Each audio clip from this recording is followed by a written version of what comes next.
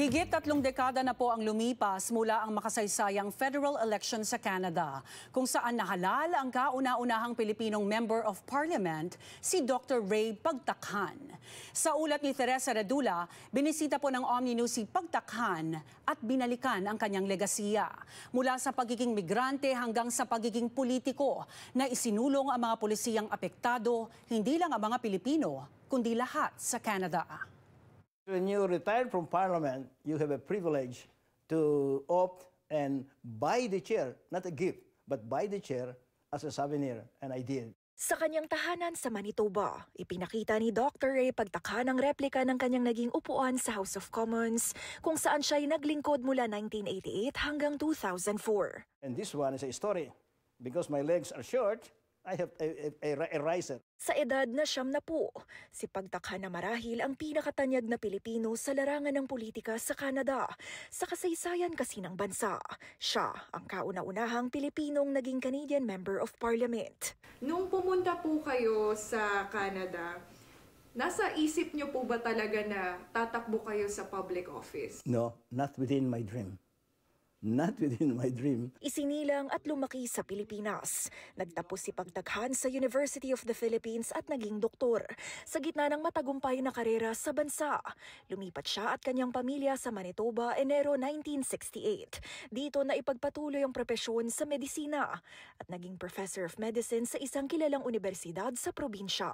Pero ang politika, una raw sumagi sa kanyang isipan noong dekada 80 pagkabalik sa Canada matapos ang sabbatical leave sa Amerika. 1983, after 1 year, I came back here. Bingo, racism in the Filipino community issue. Police, involved with the police.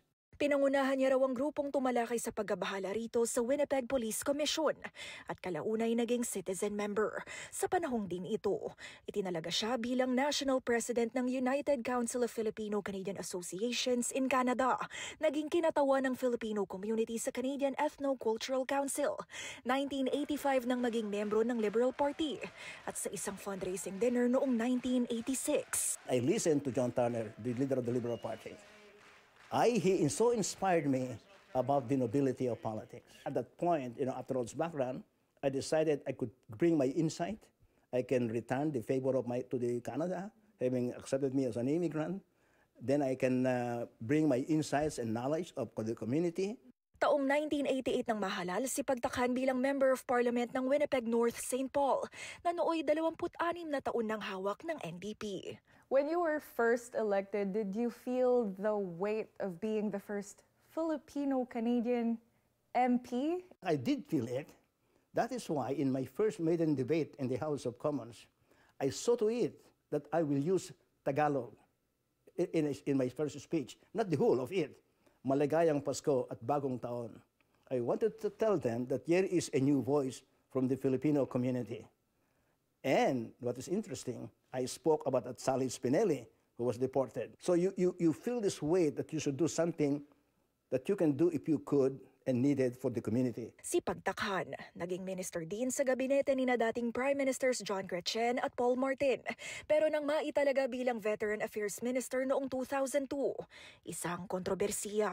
An Alliance MP, Roy Bailey, told this Saskatchewan newspaper, the Star Phoenix, that Pagtakhan's Asiatic background would not make him a good Veterans Affairs Minister because he's not originally Canadian. Bailey also calls him, quote, the Chinese chap, when Pagtakhan was actually born in the Philippines. When asked about this and if it was racist, Bailey denied it and said he was misquoted. Well, as I said, it is I feel very saddened that it would have even occurred to his mindset at all. I think Canadians can be very proud and have been very welcoming. I am prepared to accept his apology. Bilang MP at Minister, siya ang nag-sponsor ng bills na nagtulak sa dagdag benepisyo sa mga miyembro ng Canadian Forces, RCMP, veterans at kanilang pamilya. A stranger professor. At sa loob ng 15 taon sa House of Commons, maipagmamalaki raw ni Pagtakhan ang legasiyang ramdam hanggang ngayon di lang ng mga Pilipino, kundi pati na rin ng Canadians. Kabilang ang pagsiguro ng pondo para maitayo ang Seven Oaks Wellness Institute, ang Canadian Museum for Human Rights, Philippine-Canadian Center of Manitoba. Pinangunahan din ni Pagtakhan ang panawagan para sa public investigation sa tainted blood scandal, kung saan libu-libong katao ang na-expose sa HIV at hepatitis C dahil sa kontaminadong blood products. Now we have the modern Canadian blood services system. It was my inquiry then in 1988-89.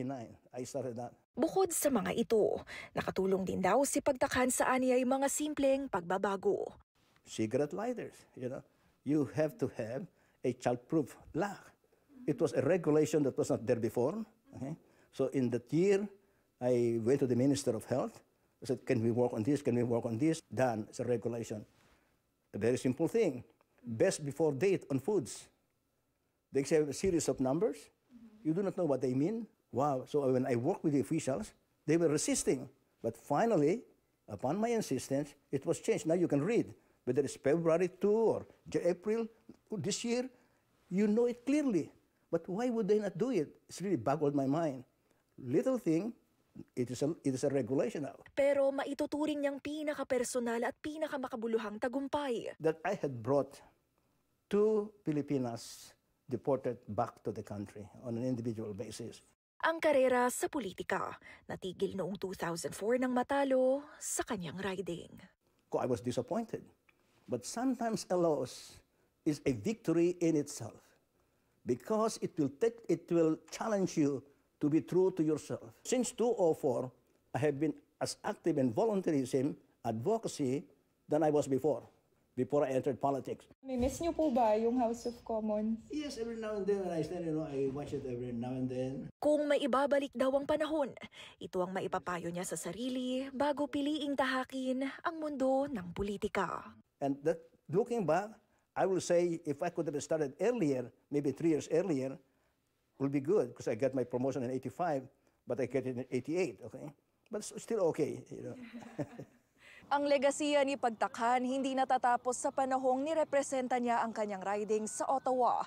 Ang legasiya niya, nakatatak sa mga binuksang oportunidad para maiangat ang boses ng mga Pilipino sa Canada, hindi lamang para sa politika, kundi pati na rin sa pagpapakita na walang limitasyon ng pangarap at posibleng makamit ang hinahangad. Teresa Redula, Omni News, Winnipeg.